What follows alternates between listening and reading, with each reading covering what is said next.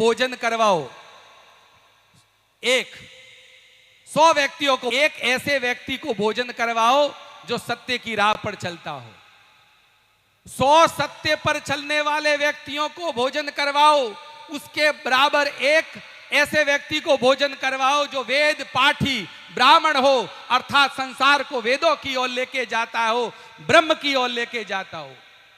100 वेद पाठी ब्राह्मणों के बराबर अगर एक भोजन करवाओ किसी एक सन्यासी को, 100 सन्यासियों के बराबर भोजन करवाओ एक दंडी स्वामी सन्यासी को।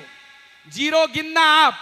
सबसे पहले 100 व्यक्तियों के 2 जीरो सामान्य, उसके बाद 2 जीरो वेद पाठ सत्य पर चलने ब्राह्मणों के, उसके बाद 2 जीरो जो हमारे हैं वो सन्यासी के, उसके बाद 2 जीरो आते हैं वो हमारे आते दंडी स्वामी के, और 100 दंडी स्वामियों को भोजन करवाओ बराबर केवल एक गौ माता को भोजन करवाओ। पुण्य बराबर है इकाई, दाई, सैकड़ा, हजार, 10,000, लाख, 10 लाख, करोड़। 1 करोड़ व्यक्तियों को भोजन करवाओ। है सामर्थ्य किसी में 1 करोड़ व्यक्तियों को भोजन करवाने का?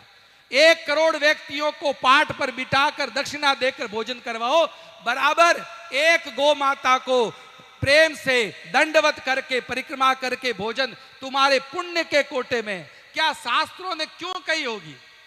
एक महर्षि च्यवन हुए जिन्होंने गंगा यमुना के बीच में 12 वर्ष तक जल समाधि की, और 12 वर्ष तक जब जल समाधि की तो एक बार मछुआरे आए और मछुआरों ने उनको पकड़ा तो मछलियों के साथ वो स्वयं भी बाहर आ गए।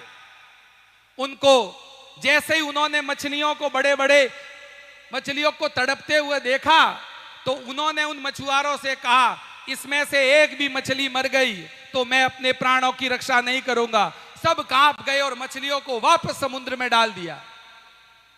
लेकिन ऋषि थे तो वो संवेदनाओं को समझते थे। उन्होंने कहा कि यहां के राजा को बुलाओ।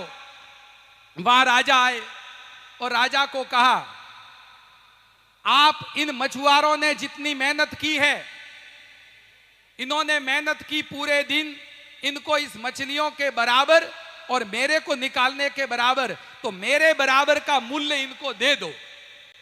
राजा ने कहा गुरुवर आप छोटी सी आज्ञा के लिए मुझे बुलाया, बताओ कितना? 10 स्वर्ण की मोहरे आपका मूल्य दे देवे।